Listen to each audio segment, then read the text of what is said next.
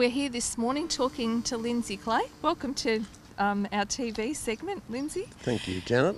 And this morning we're going to be talking about the Bendigo Bushland Trail. So Lindsay, I suppose the first question is, what is the Bendigo Bushland Trail? Well, the Bendigo Bushland Trail is an iconic trail, really. It completely encircles Bendigo, and it was first constructed in the 1990s. And since then, unfortunately, the level of maintenance hasn't kept pace with what was needed.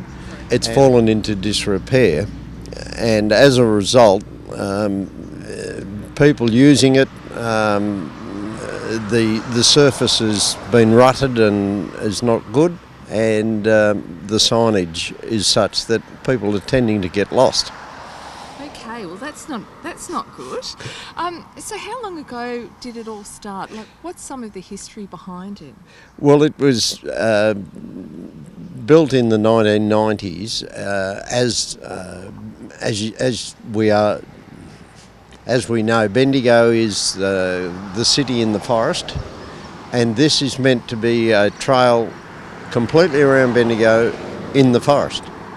And as part of the Friends group, our vision is to create a network of trails, and this Bushland Trail is iconic, but it can be iconic, but it's in a state at the moment where we need to do some work on it to get it up to speed.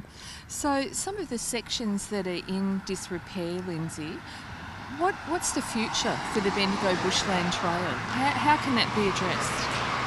Well, we've set up a working group with a number of community groups and the Bendigo City Council Parks Victoria, and we're working towards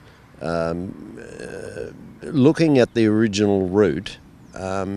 Because it was built in the 1990s, development has occurred, and so parts of it are no longer encircling Bendigo, and the classic areas is, say, development in the Epsom-Huntley area.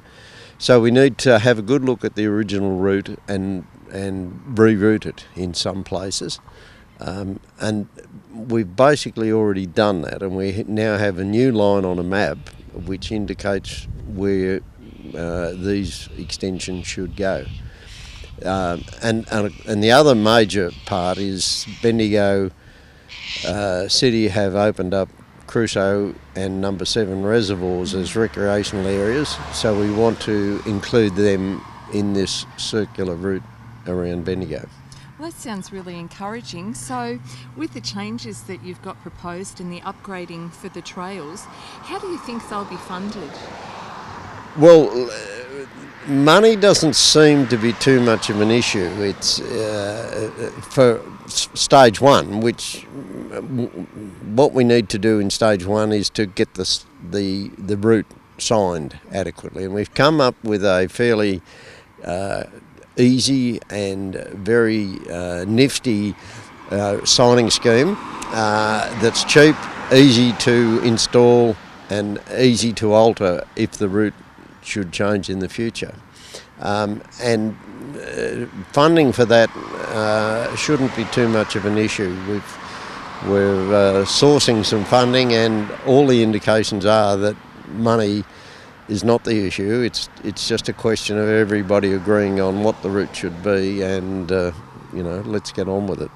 And Lindsay, the signage that you're talking about, are they the cute little echidna signs that people have probably seen in and around Bendigo? That's correct, but we're looking at perhaps rebadging it and maybe altering the colour scheme and so forth to actually give it a lift. So